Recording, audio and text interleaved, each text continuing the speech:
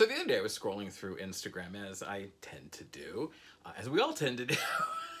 um, and I noticed that I was getting a lot of really weird posts. People I didn't necessarily follow. I think Instagram thinks I need to lose weight because I keep getting a lot of weight loss and exercise ads. With these really slick videos that, the intercuts and the, really dynamic and exciting stuff. And I thought, let me look at one of these. And I did. And what I found interesting was that this person, this business, had amassed, I want to say 50, 60,000 followers on Instagram. Not a small accomplishment, okay? Hats off to you, kudos, great. However, when I dug deeper, which wasn't much deeper, it was just simply to the left, I saw that 2 posts, you have 60,000 followers and you've only made 2 posts in like a year? How is that possible? How does that work? Where are all these people coming from, right? Like the questions start to come up, and we all know where I'm heading for this. We all know I'm dancing around this like it doesn't exist, but we know that person bought followers, all right? Now, in and of itself, there's nothing wrong with that, all right? You do you. You run your business the way that you think you need to run your business. You do what you need to do to get to the end line. That's fine. I'm not trying to disparage people. I'm not trying, and we have all at some point thought, maybe I should buy some followers. Maybe I should buy. But there's a number of reasons we don't, and we're going to get to that in a minute. However, conversely, I can also understand why it happens, okay? I understand that we are playing a rigged game, all right? We are fighting with an algorithm who it decides based on whatever factors. And again, this is way above my pay grade, way above my intelligence level.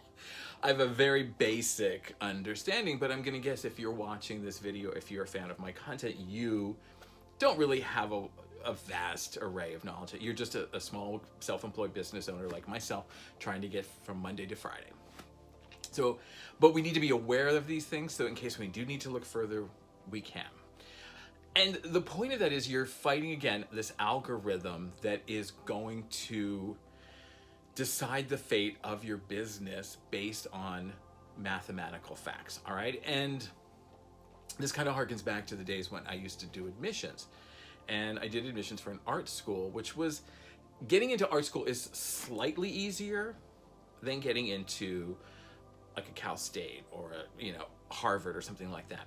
And the only reason I say that is because going to an art school, it is very much merit-based, all right? We look at your portfolio, we judge your skill, we judge your everything, can this person, and then we look at the grades. And if there's some grades that are like, okay, they did really bad in math.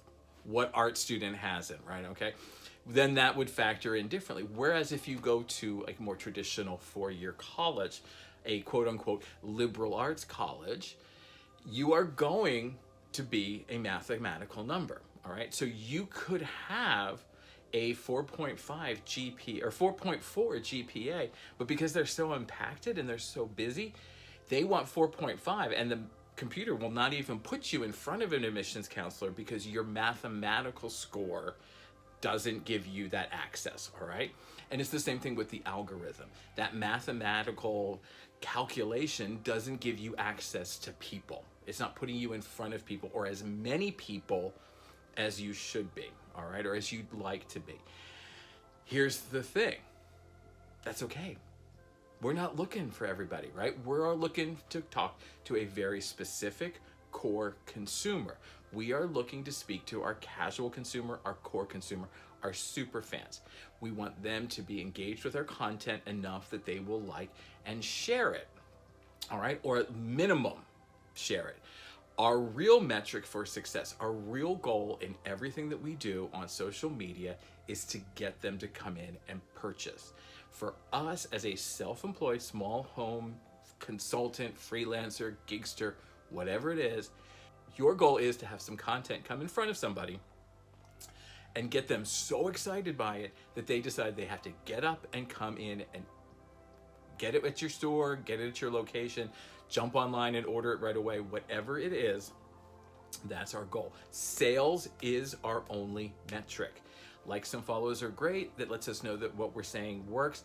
But if you have 60,000 followers and none of them have purchased, then they are 60,000 people that have no value to you. I would rather have 3 people come in and purchase than have 100,000 followers. I would rather have 3 consistent, loyal consumers come in on a regular basis and purchase from me than have thousands, millions, whatever followers, because none of those people are purchasing. Now, the other side of this is with your content is the likes and follows aren't necessarily accurate, all right? Think about how much content you engage with during the day, how much content you scroll through. And you may like something, but do you always like it? You might, oh, that's nice, I look at this, cool. Do you always hit the like button? Maybe 50% of the time, right? Maybe 60 if we're being generous. How many of those businesses, I mean, you kind of have to like them to follow them, but then there's a lot of businesses that just come through your feed. How many of them do you like? And how many of the ones that you do like do you shop at a regular interval? How many do you shop at or purchase from regularly? Probably not many, all right? So again, social media's only value to us as self-employed small and home businesses is to get our message in front of the right consumer, our core consumer, and have them in turn be so excited and motivated by it that they come in to purchase. That is our only goal. Now, the other side of this is one of the things about having so many thousands of followers is the content kind of comes off generic. If you've ever seen any of all this content, it's hard to tell who's who, right? Because it all looks the same. Really great. They look like music videos. They're fast cut. They've got great music. They have beautiful people doing beautiful things. And you're just like, wow. But I couldn't tell you company A from company B from company C, all right? Our goal is we want to be real and genuine. We want to have people remember us, who we are, because in our case, they're not just buying a product off a shelf. They are probably going to interact with us in some way. At some point, you're going to have a phone call from a consumer. I mean, again, we're small, self-employed. We are not looking to sell thousands of products of protein powder off of a shelf. We are looking to have connections with our consumers.